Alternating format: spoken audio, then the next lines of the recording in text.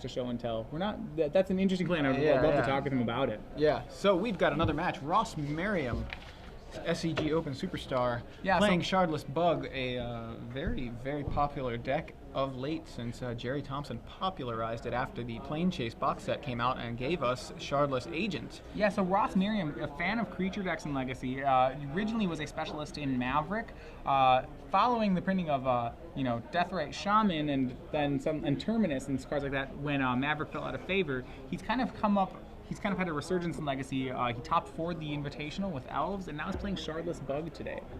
Still all of them though creature-based decks, and as we see on the side of the board, no shortage of creatures. Yeah, he looks like he's down a game here to Jeff Kieper playing Junk Stoneblade. That's a variant of Stoneblade that you don't see very often. But we're going to try to figure out exactly what's going on here. So Ross looks like he's getting in with everything. He's got double Tarmogoyf, double Deathrite Shaman, Vendilion Click, and Shardless Agent. Now that Shardless Agent, it's dangerous when it's on the stack, or more dangerous when it's on the stack than when it's on the board. It is just a 2/2, but that's 2 damage that could be relevant, and I think Ross is hoping it's relevant here. So we're going to see Stoneforge Mystic jump in front of one of the Tarmogoyfs. Maze of Ith, the original, the dark printing there. Maze of Ith going to deal with the other Tarmogoyf, and Jeff is going to take the rest. At least that's what it looks like to me. Well, I think we can tell by the body language here, Ross isn't really worried about losing this game anymore. And you said he's got it in hand. What he's worried about is the fact that that's a 0-1 up top, and that's a 17 minutes. He suddenly needs to win quickly. So you see Ross does take game 2, and we are just in time to catch a game 3 here, and that'll be nice. I want to see these decks actually from the beginning, build up a board state like the one we just saw in that game. So Shardless Bug, if you remember, when Jerry Thompson won the Atlanta Invitational, he won that with Shardless Bug. That was the first Invitational with a Legacy top 8. And so the deck really became popularized at that point. The idea is it's a deck with a great card advantage engine. It gets to play a lot of good cards. It doesn't have a terrible combo matchup either. It has so much. Instead of focusing on blue control, it really focuses on discard. Yeah, a lot of discard. And, it has some crazy situations where you can cast something like, a Shardless Agent into an Ancestral Vision and just draw 3 cards, which, always feels nice to draw 3 cards. But, it really just goes and uses that cascade to its full effect. And really, showcasing the power of some of these new cards printed in that Plane Chase box set. Yeah. It was a Plane Chase box set. Most notably is Baleful Strix. 2 in the main and actually 2 of them in the board for Ross. And so, actually, Shardless Bug was a deck I played somewhat recently. What we'll actually see here in this matchup is Ross is probably boarded all the way up to 4 Baleful Strixes. The reason you don't play 4 in the main deck is because there's a lot of non-interactive matchups, and in those ones, say against an Enter the Infinite deck, that's an Elvish Visionary. It's a card that flies and is not very good. Anything where creatures are hitting each other, you max up to 4 on that card. Yeah. On the other side of the board, we have Jeff with this junk version of Stoneblade, and what he gets out of that is being able to play 4 copies of Knight of the Reliquary, 4 copies of Tarmogoyf, alongside the typical, or at least as far as typical from the Esper Stoneblade side, Stoneforge Mystic, Dark Confidants. So, and now Deathrite Shaman obviously becoming a staple of that deck. So he's got the Deathrite Shamans, he's got the Stoneforge Mystics, he's got the Dark Confidants, and in addition, the Knights of the Reliquary and Tarmogoyf. Well, since Maverick fell off, there's been a couple of really good cards in Legacy that have been looking for a home. The 2 that come to mind are Mother of Runes, or 3 I guess come to mind are Mother of Runes, Thalia, and Knight of the Reliquary. Jeff Kieper's deck is one of the first ones here to try to find a home for one of those, and it's playing for Knight of the Reliquary.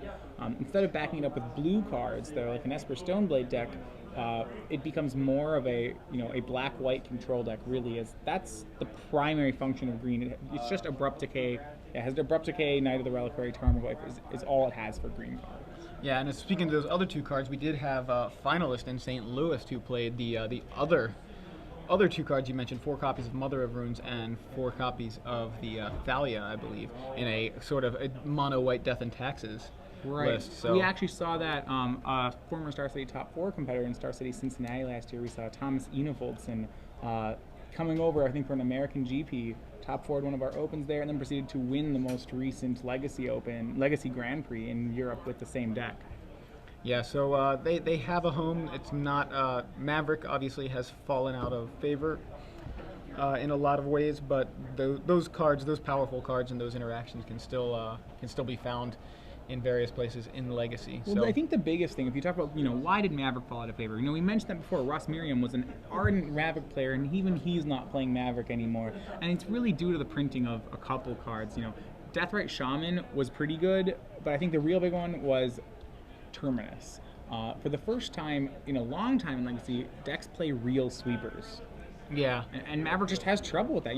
Right. Its protection is things like Mother of Runes, but Mother of Runes doesn't care about it. Supreme Verdict doesn't care. right. So we're underway now. I believe, are both players on 6? We're going to get confirmation. I thought I saw mulligans from both I players. believe so as well. Looks like turn 1 a Deathrite Shaman. Turn 2 for Jeff Kieper is a Tarmogoyf. Deathrite Shaman on Ross's side, by the way. Yeah, so Jeff Kieper, his first land there was a Bojuka Bog, which typically is just at this point is a fancy swamp. He plays it as a one of target for Knight of the Reliquary in this matchup, though sometimes he just does draw it. Yep, and he just needed it as the fancy swamp, as you mentioned. And it also is targetable by Wasteland, which is relevant because Ross does have Wasteland in his deck and in play right now. So we're going to see the Shardless Agent now from Ross on turn 2, and he hits a Thoughtseize. Well, he's got a lot of options here. It's 2 Stoneforge Mystics and an Umezawa's Jite for Jeff Kieper. Stoneforge Mystic is pretty terrifying, but there's no white mana on Jeff's side, so Joss is going to do the play of leaving Jeff with 3 white spells and no mana to cast them. Yeah, takes the Umezawa's Jite with that Thoughtseize and takes 2 himself, but he's got a blocker for that Tarmogoyf, which isn't super threatening right now. It is a 2/3, I believe. That Polluted Delta there is exiled from that Bojuka Bog, I believe.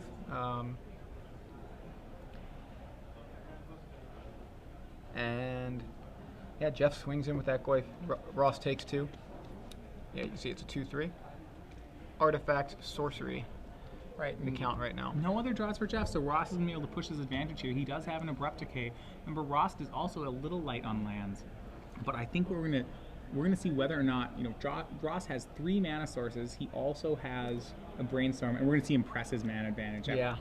He saw Jeff miss that land drop and, all in on just trying to stop Jeff from really playing any other spells.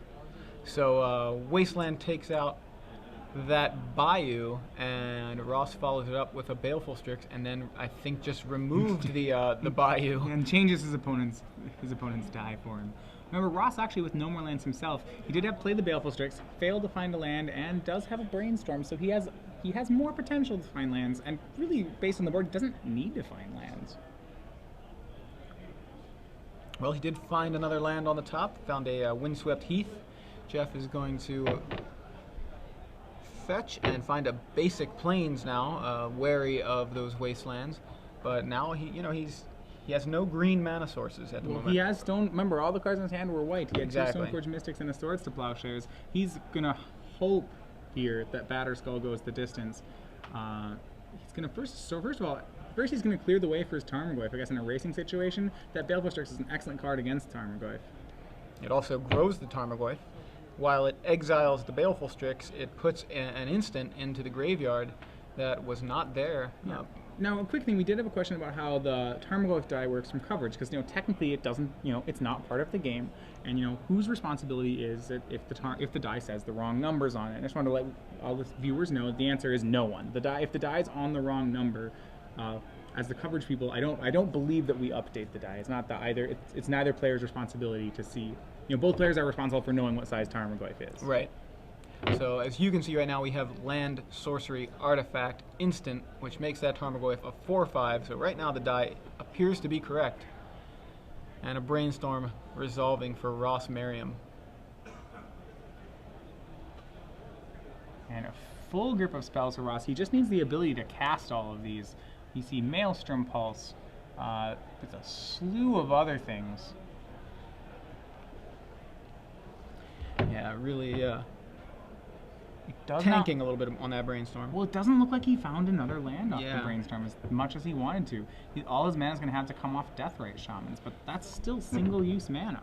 Yeah, so there's a Deathrite Shaman going to activate to create another Deathrite Shaman. What And- Ross has to be worried about here is Batterskull. You know, right now, Batterskull's not an issue because Jeff Kuyper only has 2 lands, but as soon as Jeff hits that 3rd land, he'll be able to end step a Batterskull into play and then protect it with 3 mana. And Ross will actually, you know, despite the fact he's ahead on the board, he will not be ahead if Jeff lands a Batterskull. Now, we know Ross, or at least I believe he has an Abrupt Decay in hand. He does have an Abrupt So Decay. he can deal with that Stoneforge Mystic. Yeah. Which will keep the Batterskull at bay, but in the meantime, that Tarmogoyf is still hanging out, and that Tarmogoyf is no irrelevant threat. Well, what he's going to do right now is he's going to Thought Seize away the Batterskull. No. So, because... Didn't see that Thought Seize. Right, yeah. I saw it as he shuffled it to the front. Yeah. You know, he saw Jeff, okay, yeah, that's fine. You get Batterskull, shuffle, shuffle, shuffle. Oh, Thought Yeah. Seize to the front of my hand. He still doesn't actually have a very good clock. Remember, on his main phase Brainstorm, he bricked on lands, so we know that for the next 2 turns, Ross won't be hitting his land drop. So he just needs to survive here. He's got a slew of great spells, but you know that won't do anything if he can't cast them before the game's over. Now, one thing he's going to be able to do is shrink that Goyf a little bit because the lone land in the graveyards right now are going to be removed from that Deathrite Shaman, so he can. Well, I guess I would theoretically think that is how he was going to do it. Well, but, he's going to have to take 1 hit off this Tarmogoyf because this is his only chance to Thought Seize away the Batterskull. Right, but I mean, he can shrink the. Yeah. Right, he can shrink the Goyf. He can kind of mitigate a little bit of that life loss if he were to use the Deathrite Shaman's.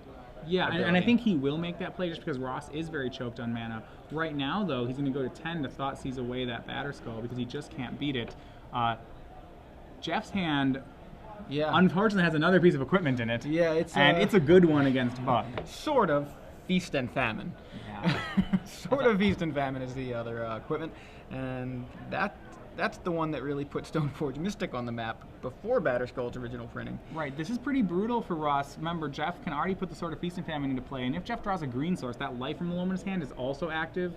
Both players are fighting a battle of limited resources against each other, but that will certainly end that problem for Jeff. So Tarmogoyf swings in and is going to knock Ross to 5. And he redraws that Maelstrom Pulse. Remember, that was the last card he put on top of the Brainstorm. So starting next turn, he has the opportunity to draw some lands, but it may be too little too late. He does still have an Abrupt Decay in his hand for the possible Sword of Feast and Famine. But the real question is, once he uses it on that, how is he going to deal with the Tarmogoyf? Right. So you're going to see Jeff is going to activate that Stoneforge Mystic to play that Sword of Feast and Famine, and he untaps. Right, Ross is going to let Jeff try to equip that sword, and Jeff has to probably smell that something's up here. And he's going to go for it anyway. Equip it to the Tarmogoyf. Interesting enough, I think maybe the better play from Jeff here would have been to move the sword onto the Stoneforge Mystic. I think it would actually be pushing more damage, because then he would be able to swing both his attackers. I think in this situation, it's more important for Jeff. Ross is at 5. Right. If Ross is committed to blowing up the sword, it's not really going to matter, but this gives Ross the potential to Abrupt Decay the Tarmogoyf instead. Can't Abrupt Decay Tarmogoyf. Not anymore. No, but he now could. No. Once Ross lets that sword get on there, then we know where the Abrupt Decay is going. It's going at the sword. Abrupt Decay is going to take out the Sword of Feast and Famine, and Deathrite Shaman is going to jump in front of the Tarmogoyf to prevent that damage for the turn, and it looks like another... and chase the Mind Sculptor down for Ross. Just too many turns messing with him. Yeah, and there it is. Ross Merriam falls 2-1 to Jeff Kuyper and his junk Stoneblade list.